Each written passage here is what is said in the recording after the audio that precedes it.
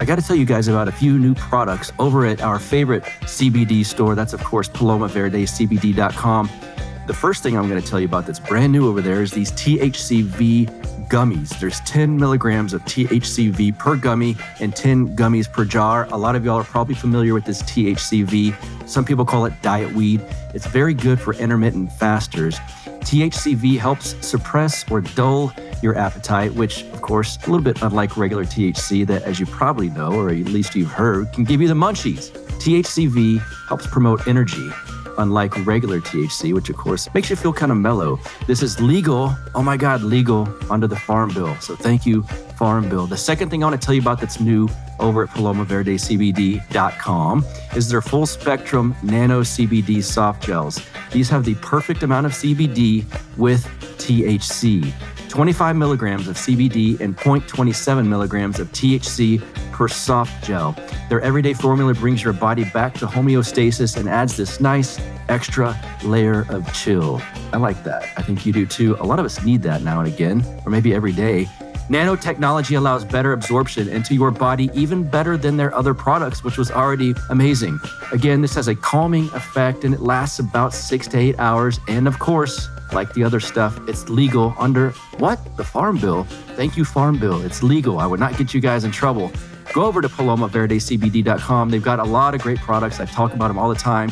The massage oil. They've got the sleep bundle. They got nano CBD soft gels, CBD bath bombs, which are amazing. Gummies, tinctures, all of that stuff. Of course, for my French bulldogs, Lux and George, the pet tinctures and the pet gummies. All of these things are over at PalomaVerdeCBD.com.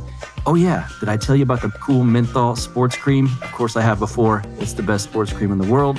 I get reviews from customers on this all the time. That's the number one thing I like from this company. And they've got all of these great things. Over at PalomaVerdeCBD.com, you will get a promo code because Carlos and Vanessa, the owners, love this show and they want to help out the listeners of this show. Promo code BUCK at checkout gets you 20% off of your order over at PalomaVerdeCBD.com. Promo code BUCK at checkout gets you 20% off of your order. Go give them business and in turn, give me business. Now, let's get back to the show. You are now listening to the Counterflow Podcast, a place for dissonant voices and unapproved opinions. You get split in fucking half, till I call the hologram graph. But I am the center inside the placenta of math. You clash with cyanide gas and die fast. Rhythmical equivalent of solids, liquid and gas. We smash your sinus with the power of Lord Titus. But I am the virus inside of the iris of Cyrus. Here is your host and humble narrator, Buck Johnson. What's up, you guys? Welcome back once again to the Counterflow Podcast. Great to have you with me here once again this week. Hope you guys are doing well and having a good summer. It's a little warm here. I complain about that every week, but when will I stop? Probably about October. We shall see. So I read a wonderful piece by my guest today. The piece was entitled Mass Shootings and the World Liberalism Made. It was actually on our friend Pedro Gonzalez's Substack over at contra.substack.com. What a wonderful piece. And then so as I started researching Katherine Dee, default friend as she's known online, I found her own Substack, defaultfriend.substack.com, where she writes all kinds of wonderful things. And we're going to get into one of the things she wrote on there called The Coming Wave of Sex Negativity. What? Well, just wait. It's interesting. It's a great conversation. And then we go right into her piece, Mass Shootings and the World Liberalism Made. And the sub-headline for that is The Debate Over More or Less Gun Control Completely Misses the Horrifying Heart of the Matter. The modern world breeds the nihilism behind mass shootings. Think about that one for a little bit. I think we've had a few episodes as of late that touched upon that nihilism, and we're going to dive into it further with Katherine Dee, the main writer. I say the main writer. Yeah, she's the head MF in charge over at defaultfriend.substack.com, and she's here on Counterflow. Katherine Dee, welcome to the show, ma'am. How are you? Good. Thank you for inviting me. Yeah, I'm glad we had a few scheduling issues and now it's worked out. So I'm happy to have you here. Let's go ahead, since the thing that led me to you was basically your Substack over at defaultfriend.substack.com. I love it. So talk about what you do over there and whatever about you that you want my audience to know. Let them have it. Sure. So I've always wanted to be a writer, but Default Friend started off as just like a Twitter personality thing. And I have a blog, and it's basically about internet culture, because I feel like a lot of internet culture writing, I don't think it's a fault of any particular journalist. I think it's just when you're writing for a big publication, you have certain limitations, but a lot of it just doesn't go into detail in the way that it should. And a lot of it's politicized in ways that don't really make sense for the topic. I feel like there's sort of like a right-coded internet and a left-coded internet, but really these spaces don't have political affiliations. It's just, this is the lens we view things through. So I try to go at it, looking at it from like, how does the technology we're using impact us? And what are some new ways to think about these technologies that aren't through a political lens? And if it is through a political lens, it's kind of trying to get, move beyond that classic like left-right binary. Is it hard to do that? Because it seems everything, and I think it's by design, everything's been politicized. Yeah, I mean, I try to keep it as neutral as possible. Obviously, as we'll find out, that's not always the case. But I mean, I'm just right-wing coded, like without saying anything, any policies that I support or any politician that I would vote for, because you have to follow a certain script. And it's really difficult to be independent, especially on this beat for some reason. Mm-hmm. There's interesting sections to your Substack. Some where I even found, I guess you could call it dating advice. Would you call it that? Yeah. I have a dating advice column. That's how the Substack started. Okay. I had a friend who really just wanted to be a writer. And I already had an audience because I had an events list, but I had to scrap that when COVID happened. We were in the Bay Area. And he was an ex-Mormon and like kind of had this like youth pastor vibe. And I was like, why don't we do an advice column? Because you want to write for people and no one's going to listen to you as just some rando logging online, cold. So we had an advice column for a little while, but he got busy with work and didn't stick with it. And then I replaced him as a co-columnist with a writer called Delicious Tacos, who's an old-time manosphere guy. I'm sort of the like classic like advice you'd get from your mom. And he's like if your dad, took a yearly trip to Thailand or something. That's a fair description.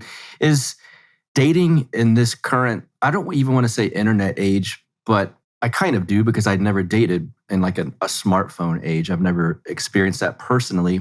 But even outside of that, like post-2016 election, the society went kind of crazy. Post-COVID, society certainly seems at least more closed off, which we'll get to later on in this interview.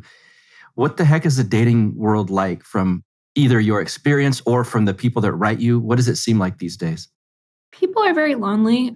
They kind of are moving beyond hookup culture.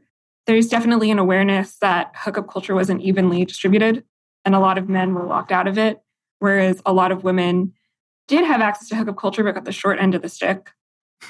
I mean, there's just a lot of loneliness and like a desire to, at all ages, I see people who like really want to start families and settle down in like a way that would have, speaking of things being left and right coded, people of like anywhere on the political spectrum are just kind of like sick of running through people like socks and just want a sense of stability that definitely wasn't there pre-COVID and wasn't there when I was in my early 20s.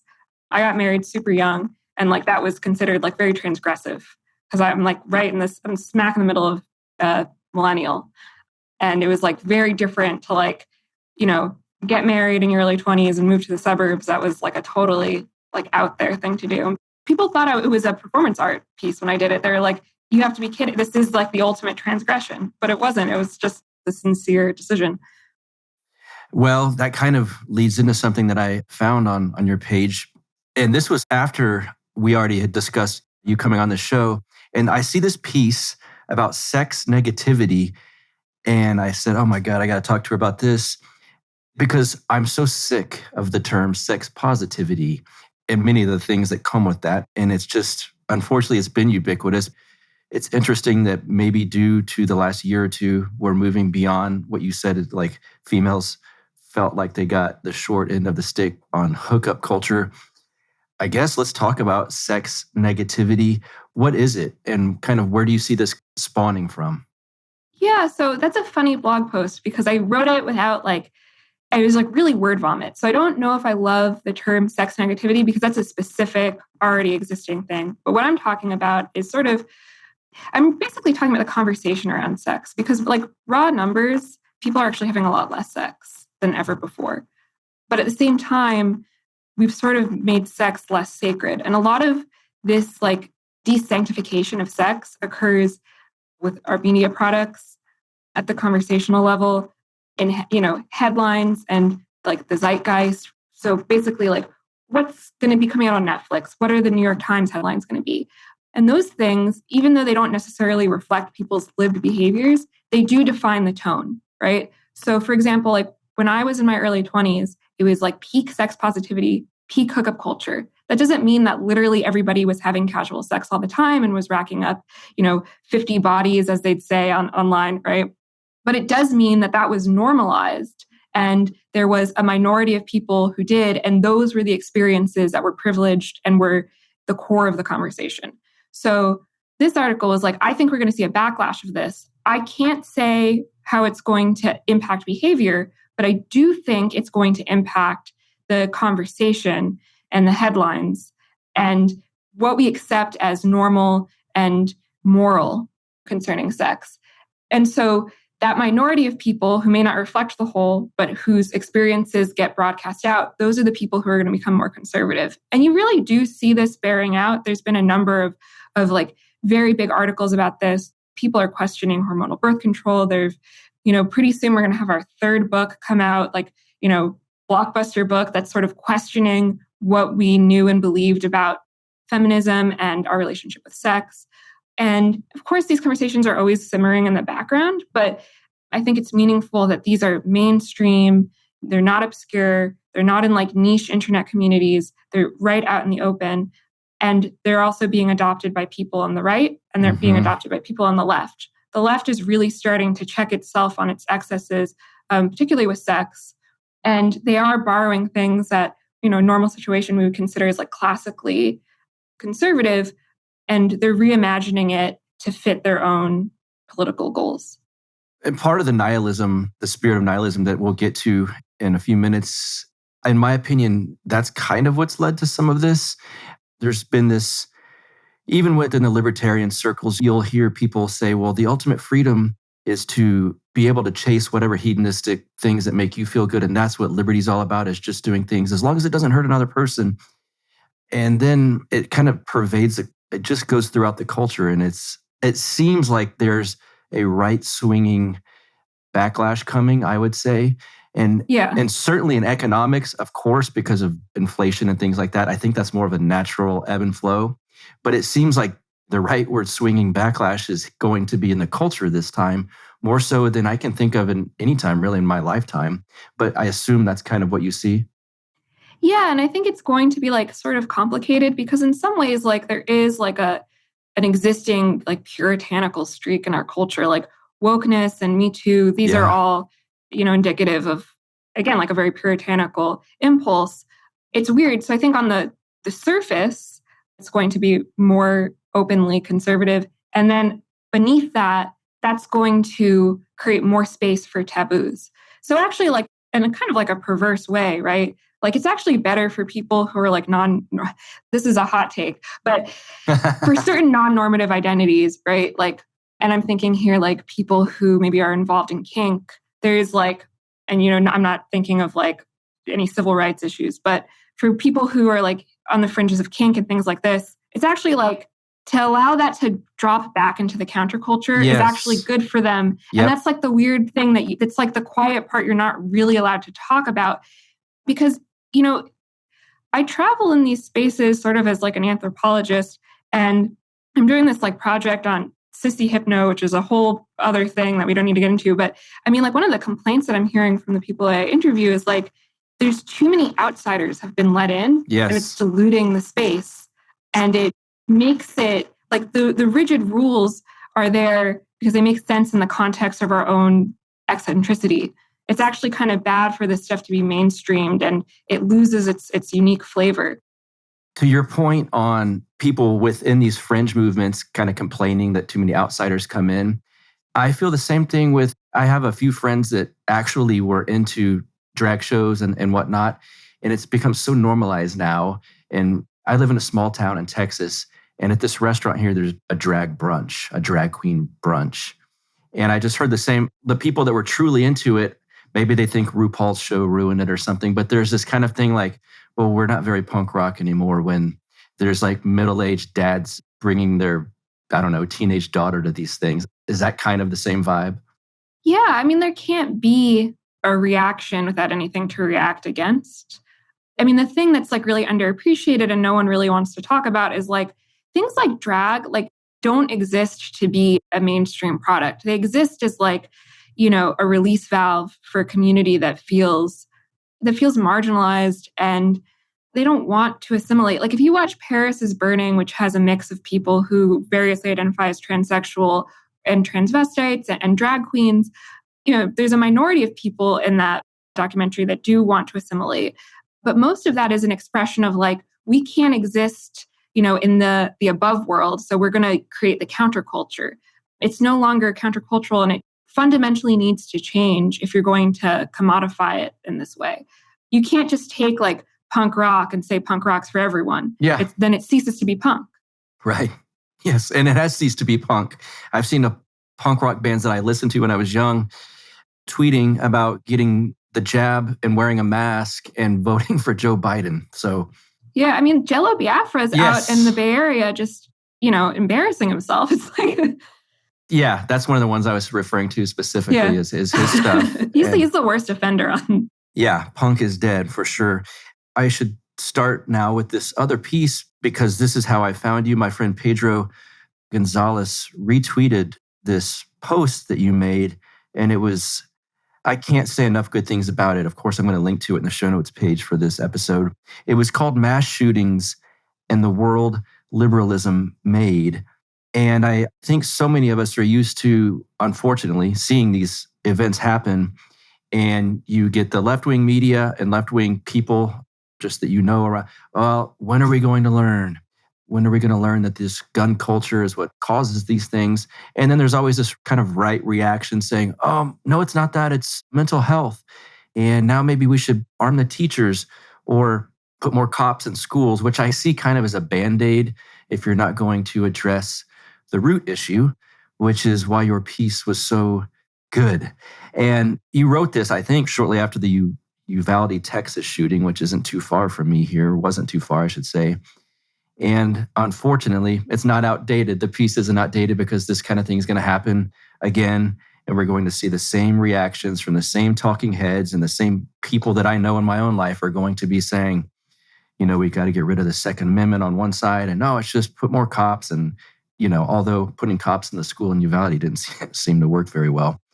So we'll get into this piece. What inspired you to write this, first of all? So it's a really weird story.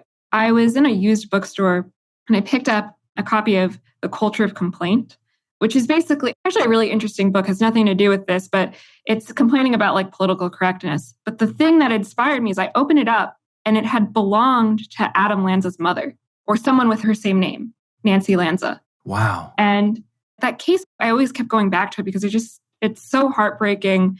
And, you know, I remember the day I learned it happened, there's just so many unanswered questions. And I went and immediately started digging into Sandy Hook. Mm-hmm. And I found that Adam Lanza had a YouTube channel that no one had done any analysis on, had talked about at all, except for one strange blogger that like is very underread. And, you know, I listened to all of this kid's YouTube videos, and then I looked through his digital footprint. All of this stuff is available online. And then I started looking through other mass shooters' digital footprints. And I started noticing like very weird commonalities that hadn't been discussed anywhere. And so I decided to do a deep dive podcast series about Adam Lanza and his online travels. And around the same time, I got asked to write an essay for a really big publication. And then Uvalde happened. And they were like, can you do something on school shootings? And, you know, can we tweak what you were going to write for us? So this is what I wrote for them. And they didn't like the message. And I'm friends with Pedro, and I was like, I wrote this thing. I like poured my soul into it. They needed it quickly. And I was really disappointed that it wouldn't have a home. And he read it and he liked it. And he's like, yeah, just throw it up on my Substack. Yeah. And then he, I think, helped it reach people it would have never reached. And that's sort of the impetus behind it. Can we talk about Lanza and some of the stuff you discovered on researching him? I listened to some of those episodes that you put out, and I don't want to give my own opinion. I'll let you give yours and some of the stuff you discovered. Yeah. Lanza, I think, is very misunderstood. His problem was with life itself. He had a philosophical problem with life. He believed it was oppressive. He goes down this very strange rabbit hole. He starts off as an anarcho-primitivist, which for people who aren't aware, he has a sort of like Rousseau type idea that you have to strip away everything and get to your feral self, your natural self. And it's only once you get rid of the shackles of modern life that you can be truly free. And this is a very weird sort of, he even likes the writer and philosopher John Zerzan, who is this utopian anarcho-primitivist who's back to the land type of thing. And it's so utopian that even Ted Kaczynski was like, this is too, this isn't right. Like this, you're not thinking about it correctly. Like there's no returning in this sense, right? So that's his starting point. And over time, you see him get more and more cynical and more nihilistic. Then his next step is it's values that are the problem. So that's even more fundamental than society, right? It's actually that anything can have value. But he starts recognizing that that's not a very coherent personal philosophy to have. Like being anti-value is itself a value. So finally, he just devolves into this final state, which is life itself. That is the problem. And the goal of life is to die. And he's not alone in this. There's a very out there version of antinatalism called ethylism. And ethylism basically says that life is a form of oppression and only a cruel God would make you live. Mm-hmm. And it's a very, very strange, incongruent philosophy. But this is where Lanza ends up. And when you listen to his YouTube videos, he just gets like increasingly sort of off the wall. And one of the final videos, he's like, well, you pro-culturists have pushed me. Like, if you wanted to break me, you've broken me. And, now I'm broken. And this was apparently in response to someone who'd been trolling him in YouTube comments. And he was sort of like a minor, like, freak show online. Like, I found some references to him in passing, like 4 posts total or something on forums saying that he was just a freak or whatever. And the YouTube channel goes offline. And I think it's a year later, he commits the atrocity at Sandy Hook. And it was so strange because a lot of this stuff wasn't unique to his YouTube channel. He had left essays elsewhere, and other parts of his online footprint hinted that this was his belief. It was well known and well publicized that he was in the true crime community, which is the euphemism that people who are fans of Columbine and other mass shootings are part of. But it was just like no one really talked about his philosophy. And what was even more interesting to me is if you start sifting through the writings from people who commit these kinds of crimes, they all kind of have a similar evolution to Lanza. And even when they are white supremacists, right, and they're actually saying racial slurs and they're expressing that type of hatred, there's obvious exceptions to this, like Christchurch, for example, and the gentleman who murdered several people at a Buffalo grocery store recently. But most, like the overwhelming majority of these shooters, they have a problem with life. Mm-hmm. And if not life, at a bare minimum, society, and like this very unique way.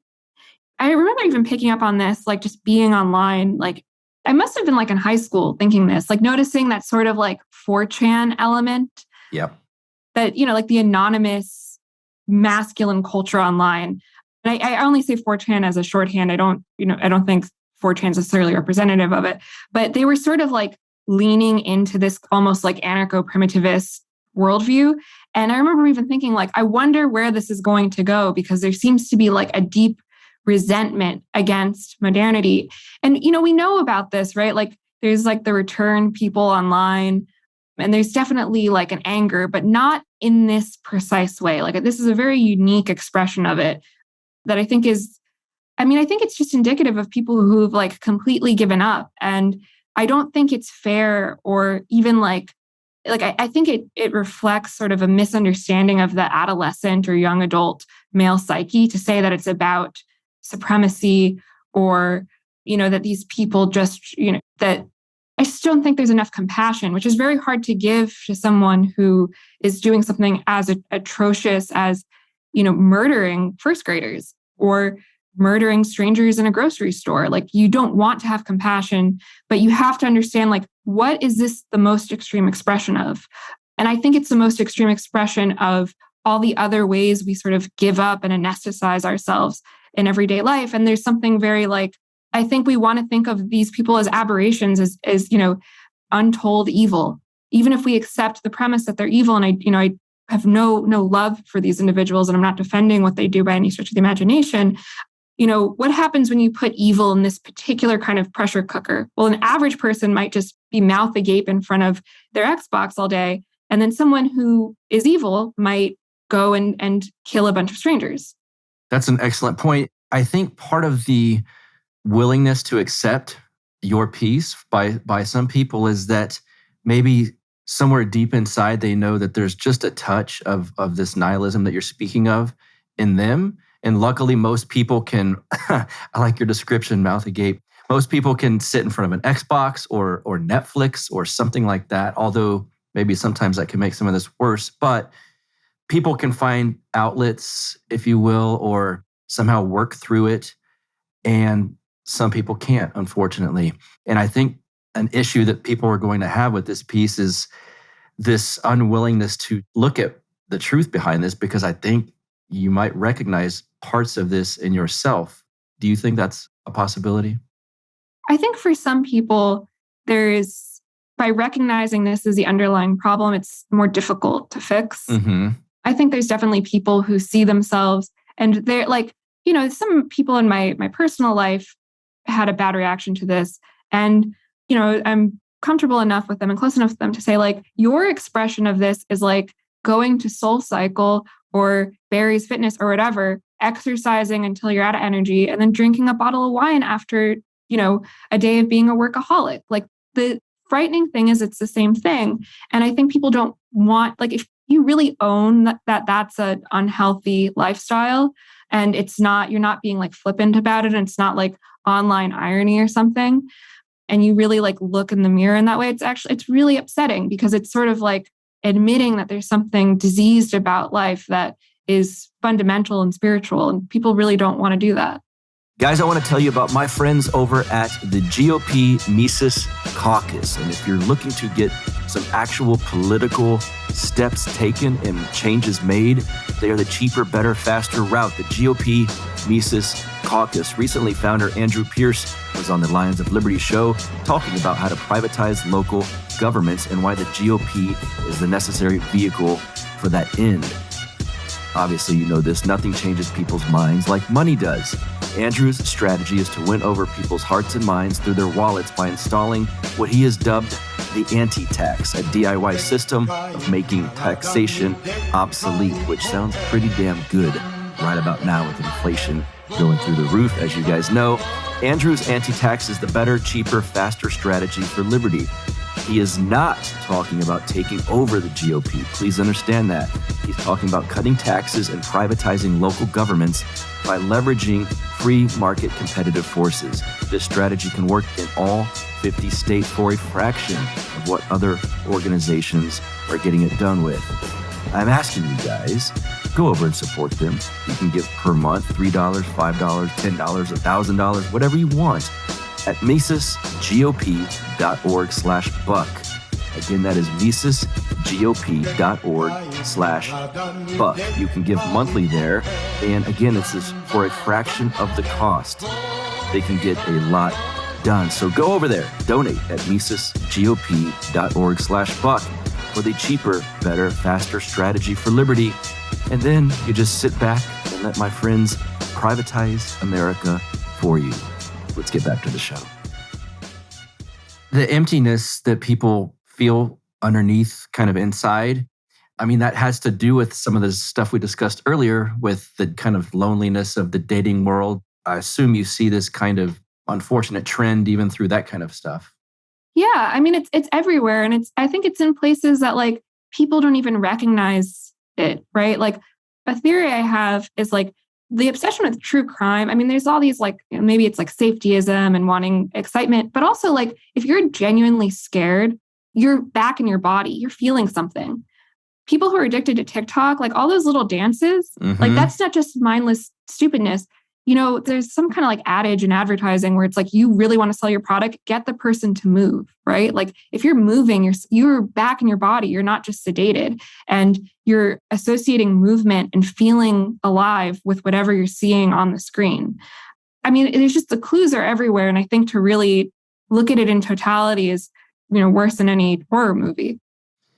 I want to ask you about Eric Harris, another one that people will know of it once we explain who he is, but maybe not by name necessarily, the Columbine killer.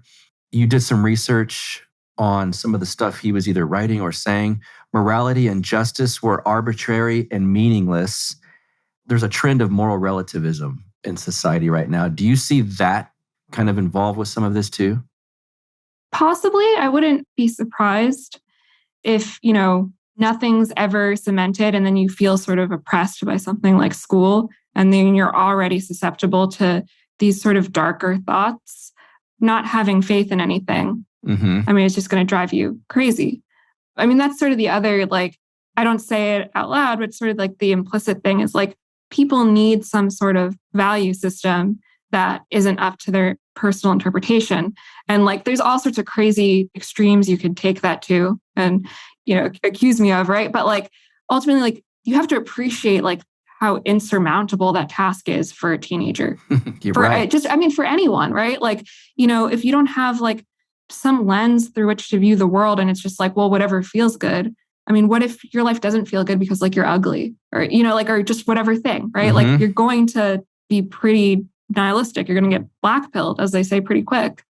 Yeah, good point. I see posts on social media, whether it's Instagram stories or whatever, where I can see the issue where you'll see a girl posing for a selfie, begging for, comments and positive interactions online, and then she won't get them. And then the next thing she'll post a quote from Friedrich Nietzsche.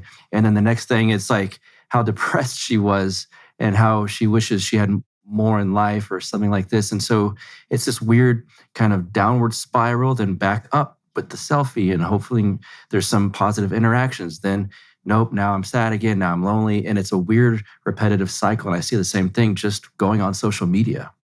Yeah, I mean, I think that's definitely like one expression of it. I mean, people just need things that are bigger than themselves. And somehow this has become like something about that has become taboo. Yeah. And even in spaces where it's, ostensibly encouraged, like you even see people who the thing bigger than themselves is social justice, right? Yes. Like they'll still be belittled by the system and saying that like, well, you're taking up too much space. Or, people want to devote themselves to something. And there's a lot of people that are just like floating in the ether.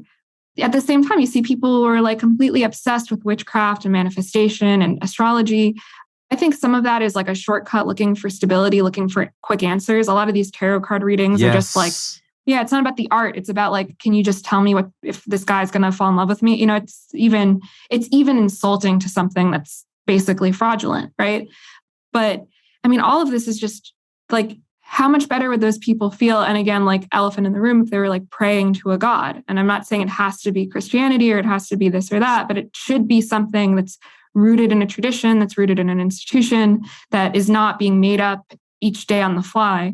And again, it's like everyone's crying out for it, but it's, like fascist or whatever to point out this desire for it. Yeah, the tarot card reading and the psychic stuff, because those are very easy, very quick. They appeal to the self-worship or the kind of narcissism that leads to some of this nihilism, but it's trendy. It's the new current thing, and it doesn't last very long because there's no actual depth to it, in my opinion.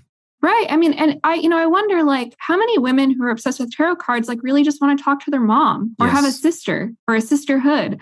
And a lot of those things, like maybe you don't have a good relationship with your mother, or she's passed away, or you don't have sisters, like that could be replaced by a community. For some people, that's a church community, but it could also be like knowing your neighbors or taking a class somewhere or contributing to something where it's consistent and it's actually meaningful and it's not, contributing just to take the Instagram photo and to feel good about yourself. Mm-hmm. Yeah, well put. I have to get to this part too, because it's important just in the title of this piece, Mass Shootings and the World Liberalism Made.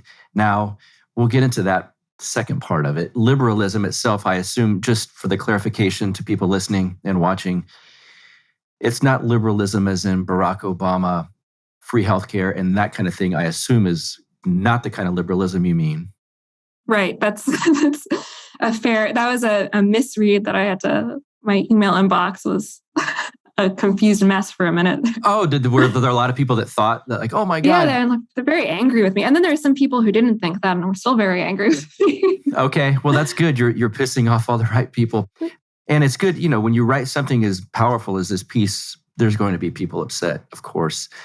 I've done shows on the liberalism of Barack Obama and the modern Democratic Party really is also rooted in classical liberalism, but that's a different topic for a different day. So explain, well, how did liberalism get us here? So, of course, this is a catchy title, right? Can thank Pedro for not going to generate clicks. Yes. But basically, what I'm trying to say with that is, a life rooted in individualism and sort of this rationalism that everything can be ordained by science, that everything is up to you as an individual atom. The atomization that both the left and the right have been very rightfully maligning and finally just, calling it out for what it is. I think that the left likes to say it's because of capitalism and the right says it's because of capitalism done incorrectly, right? But it's, I think it's a little bit deeper than that. It's how our whole world is structured and it's how our country is structured and the things that end up breaking down over time. And this, this is anything from like investment in like your local community to the way we relate to our families, to the way we relate to our own culture. And these are very difficult topics to express because even going in that neighborhood is suddenly like danger zone, right? Like, let's take how you relate to your own culture. That could be a very difficult thing to talk about because, what does that mean, right?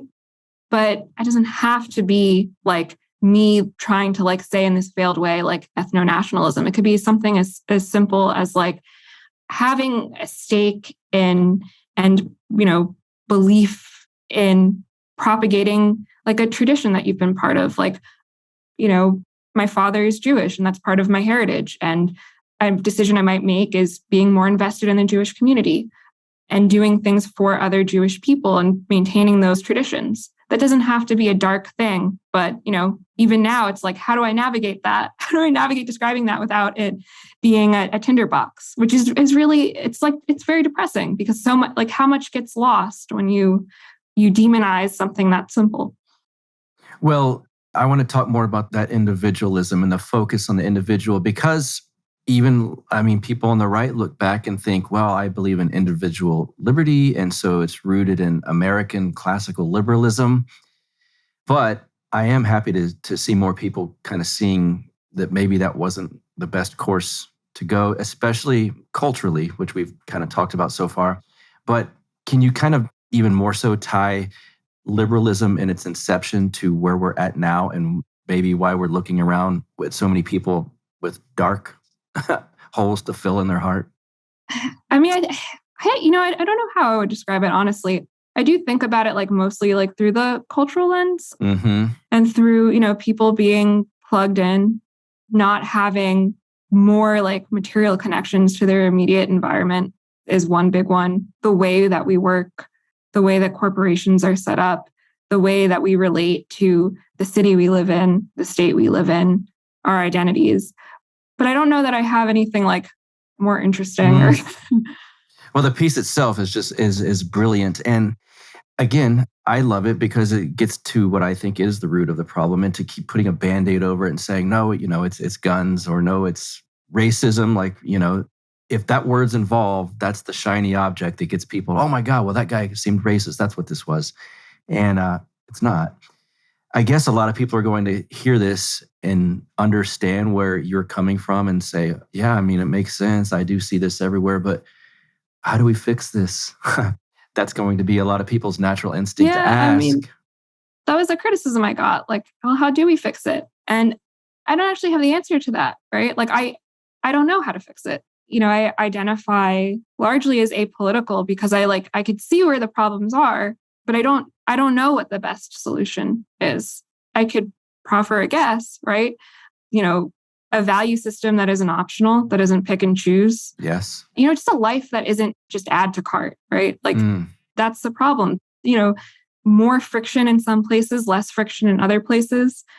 And I mean, all of these sound like cop-outs, but, as much as there was, depression, it wasn't manifesting in this way, in earlier times. And you see, like, even if you look at literature, like where people start falling apart in this way, and it gets worse and worse and worse and worse. And, it's right around industrialization that the descriptions, even in literature, of people's internal worlds that's when you start getting this like real darkness that starts coming in.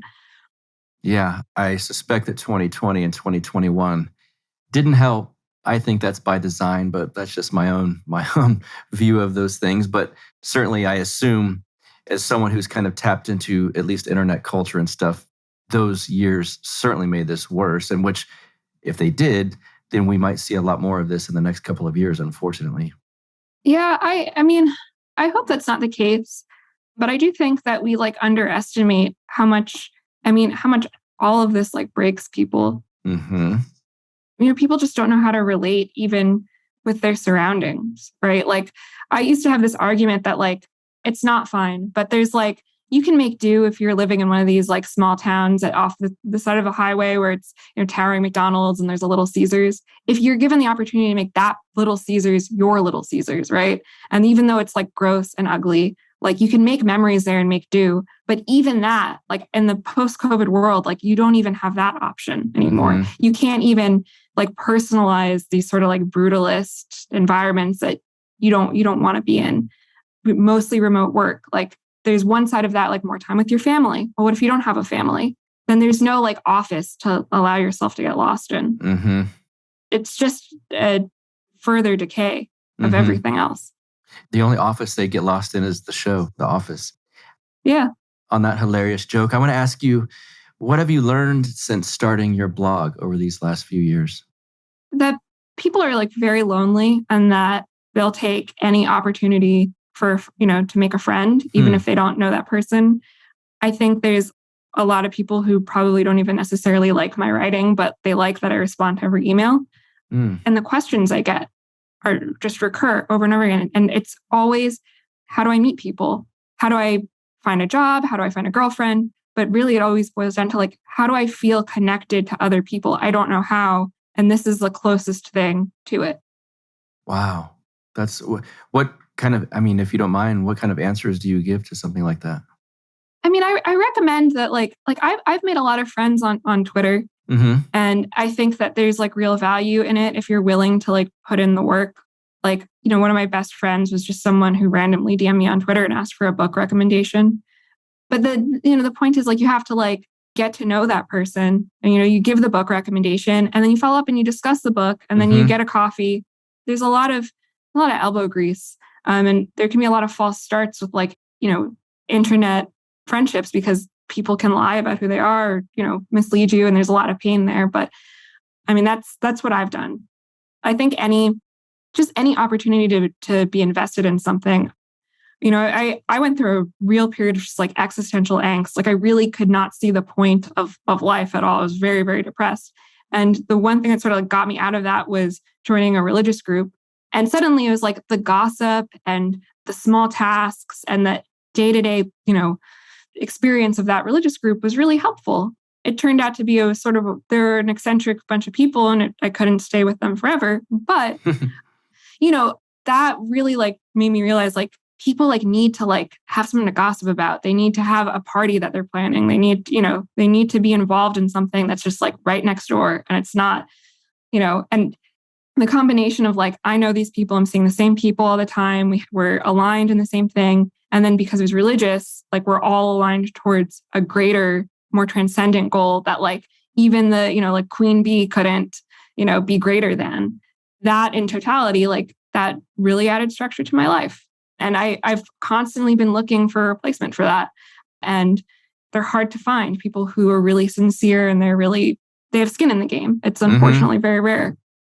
Are there any journalists that you find respectable that you are actually inspired by or like listening to or watching at all these days? Yeah, I mean, I read a lot. I like Compact Magazine in general. I think they produce some like really good stuff. There's some great stuff on Substack. I'm trying to think of things that aren't too niche because I love like media studies stuff. Okay. I think Mary Harrington writes really interesting pieces. Obviously, Pedro, who connected us. Yes. Unheard is coming out with, a lot of great pieces. My friend Emmett Penny, he writes about nuclear advocacy. But I mean, I think he's really interesting because I never thought energy would be something I care about, right? Mm-hmm. And then not to overload your listeners with recommendations, but Joseph Keegan is also another really great thinker. He's not a journalist per se, but he does, occasionally come out with an op-ed that's, usually very interesting and has a very unique worldview.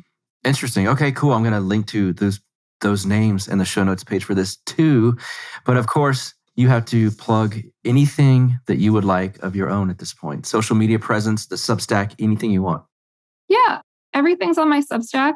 I have a podcast called The Computer Room, and you can listen to The Ghost of Adam Lanza. And you can also listen to a couple of interviews with people who touched his life that weren't part of that series, but I had the very unique opportunity to talk to John Zerzan, who is an anarcho-primitivist, who I don't totally agree with, but he's a very interesting fellow. And it will help you understand sort of the evolution of Adam Lanza's thoughts. Cool. Then all of that will be linked to as well. Katherine Dee, thank you so much for being here on Counterflow. Thank you. All right. I hope you guys enjoyed that chat with Katherine Dee, default friend. Of course, I will link to her Substack and I will link to Pedro's Substack where the piece Mass Shootings and the World Liberalism Made will be. And give it a read. It was powerful. I think we're used to seeing both sides after these mass shootings, these unfortunate events happen. They kind of both go to their talking points. And I'm not one of those guys that the both sides argument, don't usually use that. But if you're just going to put a Band-Aid over the issue here at the root of all of this, then you are just putting a Band-Aid over it. It's going to keep happening. So I was happy to have Katherine Dee on the show to talk about that. As for this show, counterflowpodcast.com, subscribe to our YouTube channel. It's going to be touch and go. Will we have this episode up on YouTube as the video that it should be? We shall see. It is, again, my bad for some of the hardware I was using, I guess you could say, to record this. There were some issues. My guys are the best. Hopefully we got it going. We shall see. But normally, all of these are up in video form on YouTube. Just search Counterflow with Buck Johnson and you shall see it. Next week, you guys, part two of the discussion with Father Turbo. After we did part one, and I mentioned in that episode, there's going to be a part two, I got a lot of comments and messages and DMs and all of these things. I can't wait for part two. We'll wait just a few more days and it will be out. Next week, part two of our conversation. And I've not done it yet. It's not like I recorded a long episode and I'm releasing part two. Father Turbo and I will be talking this week as I record this, and we will get into part two, powers and principalities. Think about that. Until next week, you guys, have a wonderful week. Hope you guys are enjoying your summer. I hope you cool down quick. I hope I cool down quick. Talk to you soon. See ya. You get split in fucking half, but I call the hologram brass. But I am the center inside the placenta of math. You clash with cyanide gas and die fast. Rhythmical equivalent of solids, liquid and gas. We smash your sinus with the power of Lord Titus. But I am the virus inside of the iris of Cyrus. Like the sound of the Counterflow podcast? Our audio production is provided by Podsworth Media. Check them out at podsworth.com.